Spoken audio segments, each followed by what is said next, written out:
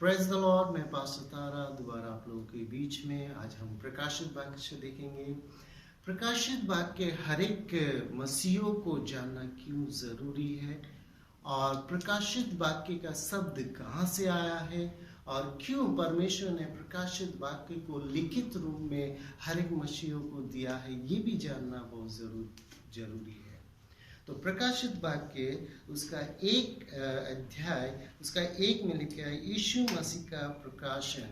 ये शब्द यूनानी भाषा इपोलिकियास से आया है, जिसका अर्थ है प्रकाशन या प्रकट करना। और परमेश्वर इसको लिखित रूप में देने का कारण ये था कि ईस्वी के पहले शताब्दी में एक राजा डिमोशियन करके रोम के पहला राजा वहाँ पे आया और उन्होंने 81 से लेकर 91 तक उन्होंने रोम में शासन किया, राज्य किया। जब डिमोशियन उस समय राज्य में राजगद्दी पे आया रोम में, तब उन्होंने एक आदेश निकाला कि उसको देवताओं के रूप में पूजा जाए, उनसे प्रार्थना किया जाए, उनके लिए बलिदान चढ़ाया जाए। ऐसे उन्होंने आदेश निकाला और जो इसको पालन नहीं करेंगे उसका राजद्रोह के रूप में घोषित किया जाए और उन्हें मृत्यु दंड दिया जाए।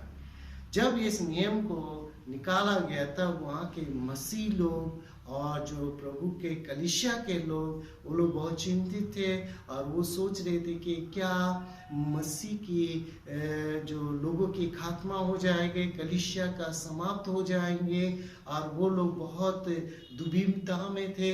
और वहाँ पे प्रभु के दास जो है यूहन्ना जो है वो इस विषय में जब सोच रहे थे और उनको दंड के रूप में परितुस टापू में भेज दिया गया, तब परमेश्वर ने आगे राज्य में क्या होगा, इस पृथ्वी में क्या होगा, क्या पृथ्वी में परमेश्वर का राज्य रहेगा या खत्म हो जाएगा, इन सभी बातों के लिए प्रकाशित वाक्य के रूप में, दर्शन में, लिखित रूप में परमेश्वर ने यूहन्ना को दिया है। और आसिया के 7 कलीसिया के नाम वहाँ पे दिया गया है।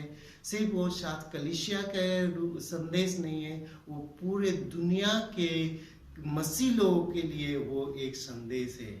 अगर प्रकाशित वाक्यों को आप अच्छी तरह से अगर समझना है तो आपको पुराना नियम के दानियल का पुस्तक, हिजकिय्याह के पुस्तक, जकरिया का पुस्तक और यशायाह का पुस्तक को पढ़ना बहुत जरूरी है, क्योंकि प्रकाशित वाक्य और पुराना नियम के ये पुस्तक बहुत मिलते जुलते हैं। अगर हम इसको पढ़ेंगे दोनों को तो और भी ज्यादा हमें प्रकाशन प्रभु यीशु मसीह के ओर से मिलेंगे। अगर प्रकाशित वाक्य को अगर एक अध्याय से 22 अध्याय तक अगर कंटिन्यू आप पढ़ेंगे, आपको कुछ भी समझ में नहीं आएगा, क्योंकि आप कितने भी बार बार पढ़ते रहिए आपको कोई भी अर्थ आपको समझ में नहीं आएगा। मगर प्रकाशित वाक्य को पढ़ने का तरीका मैं आज आपको बताऊंगा। आप वैसा ही पढ़ते रहेंगे तो आपको बहुत सारे बातों के खुलासा मिलेगा। प्रकाशित वाक्य को पढ़ने का अर्थ जो तरीका है वो है 1, 2, 3, 4, 5। उसके बाद आपको 12, 13 और 11 पढ़ना चाहिए। उसके बाद 6, 8, 9, 15, 16 पढ़ना चाहिए। उसके बाद 7, 17, 18, 19, 20 और 22, क्योंकि ये सारे जो है इस तरह से आप पढ़ेंगे तो ये एक पैटर्न बन जाएगा, आपको सारे बातें समझ में आ जाएगा। मैं आने वाले दिनों में एक एक अध्याय को लेके आपको स्टडी दूंगा, क्योंकि प्रकाशित वाक्य में 2 स्त्रियां हैं और एक स्त्री के 2 संतान हैं, और वो संतान कौन कौन है ये भी मैं आपको जानकारी दूंगा। साथ ही 1,44,000 जो है वो कौन है, क्या वो मैं और आप हूँ, ये जानना जरूरी है। कुछ लोग सोचते हैं कि इतने लोग ही स्वर्ग में जाएंगे, बाकी सब नरक में जाएंगे। वहां पे बाइबल में और भी है, 2 पशु है, 2 गवाह है, फिर प्रभु यीशु मसीह का 1000 साल का राज्य है, वहां पे 666 है। 666 क्या है, वो आने वालों में क्या चिन्ह होगा, वहां पे टिड्डियां है, वहां पे 7 तुरी है, 7 परमेश्वर के क्रोध का कटोरा है, और 7 जो है मोहरे हैं। इन सभी को मैं विस्तार से अच्छे से समझा के दूंगा।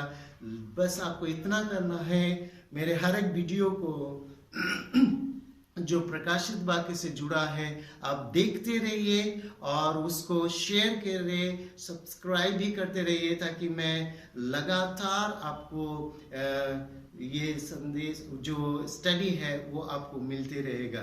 तो मैं जब आगे स्टडी दूंगा तो वैसे ही दूंगा, मैं 1 2 3 4 5 तक स्टडी दूंगा, उसके बाद मैं सीधा 12 13 और 11 में जाऊंगा, और उसके बाद में 6 8 9 15 और 16 तक जाऊंगा, उसके बाद 7 17 18 19 और 20 और 22 में जाऊंगा, क्योंकि ये स्टडी के लिए जरूरी है, क्योंकि ये सारे एक साथ मिलते जुलते घटना है।